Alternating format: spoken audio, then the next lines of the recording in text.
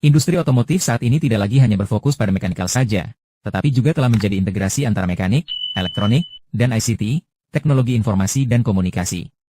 Yang dimaksud mekanikal dalam arti teknik mekanik mencakup komponen utama tradisional engine pembakaran internal atau ICE, transmisi, suspensi, sistem kemudi, rangka, dan bodi. Mekanikal untuk teknologi baru yakni EV dan hybrid adalah motor listrik dan sistem transmisi single speed yang menggantikan gearbox konvensional. Mekanikal dari aspek keilmuan material ringan adalah penggunaan aluminium dan serat karbon untuk meningkatkan efisiensi bahan bakar.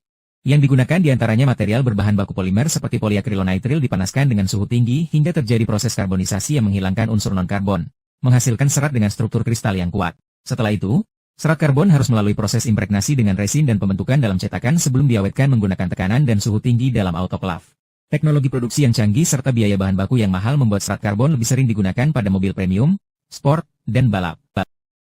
Fokus kedua untuk elektronik dalam arti teknik kelistrikan dan elektronik, mencakup elektronik control unit di mana mobil modern memasang 70-150 ECU untuk mengatur berbagai aspek seperti engine, transmisi, anti-lock braking system, airbag, dan infotainment. Lalu kelistrikan dan elektronik untuk sensor dan aktuator seperti teknologi ADAS atau Advanced Driver Assistance System yang mengandalkan sensor LiDAR, radar, dan kamera. Lainnya adalah baterai dan power electronics, di mana mobil listrik EV menggunakan BMS atau Battery Management System dan inverter untuk mengontrol daya.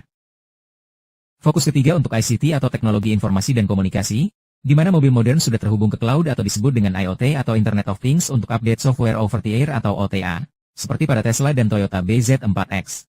Lalu penggunaan artificial intelligence dan big data, seperti dalam navigasi berbasis AI, voice assistant, dan predictive maintenance. Lainnya adalah teknologi 5G dan V2X atau komunikasi vehicle to everything. Ini teknologi terkini di mana mobil kini bisa berkomunikasi dengan infrastruktur jalan dan kendaraan lain untuk keselamatan berkendara. Jadi, industri otomotif kini bukan hanya tentang mesin dan transmisi, tetapi juga elektronik canggih dan sistem ICT berbasis cloud. Toyota, Tesla, BMW, dan Mercedes-Benz telah mengintegrasikan teknologi mekanik, elektronik, dan ICT untuk menciptakan kendaraan yang lebih cerdas, efisien, dan aman. Kompleksitas teknologi dalam industri otomotif sangat mempengaruhi keputusan dan penentuan Tier 1, Tier 2, dan Tier 3 dalam rantai pasokan. Seiring berkembangnya kendaraan yang semakin bergantung pada mekanikal, elektronik, dan ICT, produsen mobil seperti Toyota, Tesla, dan BMW harus lebih selektif dalam memilih pemasok di setiap tingkat. Tier 1 supplier, yang menyediakan komponen langsung ke pabrik otomotif, kini bukan hanya perusahaan manufaktur mekanik, tetapi juga mencakup perusahaan teknologi yang memasok chip semikonduktor, sistem AI, baterai, dan perangkat lunak.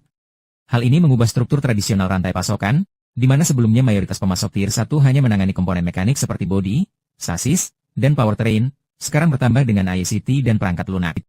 Selain itu, Tier 2 supplier, yang memasok subkomponen kepada Tier 1, juga mengalami perubahan signifikan. Dengan meningkatnya kebutuhan akan sensor, mikroprosesor, dan sistem komunikasi dalam kendaraan, pemasok di tingkat ini kini mencakup perusahaan teknologi yang memproduksi modul radar, LiDAR, kamera, dan software embedded system.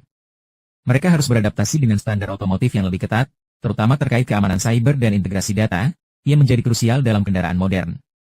Akibatnya, Tier 2 yang sebelumnya didominasi oleh produsen logam atau plastik ini harus bekerja sama dengan perusahaan elektronik dan ICT. Di tingkat paling bawah, Tier 3 supplier, yang menyediakan bahan baku dan material dasar, juga terkena dampak dari kompleksitas teknologi otomotif. Jika sebelumnya Tier 3 hanya menyuplai baja, aluminium, dan plastik, kini mereka juga harus memastikan kualitas bahan yang sesuai dengan standar industri tinggi, seperti baterai litium untuk EV, material ringan untuk efisiensi energi, serta bahan semikonduktor untuk chip elektronik. Produsen otomotif kini menuntut transparansi lebih besar dari pemasok Tier 3 untuk memastikan keberlanjutan rantai pasokan, terutama dalam menghadapi krisis chip semikonduktor atau kelangkaan bahan baku yang dapat menghambat produksi global. Dengan adanya perubahan ini, pemilihan dan pengelolaan pemasok di setiap level menjadi lebih strategis. Perusahaan otomotif kini membangun kemitraan jangka panjang dengan pemasok utama untuk mengamankan pasokan komponen kritis. Bahkan, beberapa produsen seperti Tesla dan Toyota mulai mengendalikan sendiri bagian dari rantai pasokan mereka, seperti mengamankan tambang litium atau membangun pabrik chip sendiri, demi mengurangi ketergantungan pada pemasok eksternal. Dengan demikian, kompleksitas teknologi tidak hanya mengubah cara kendaraan diproduksi, tetapi juga bagaimana rantai pasokan dirancang dan dikelola di seluruh ekosistem otomotif.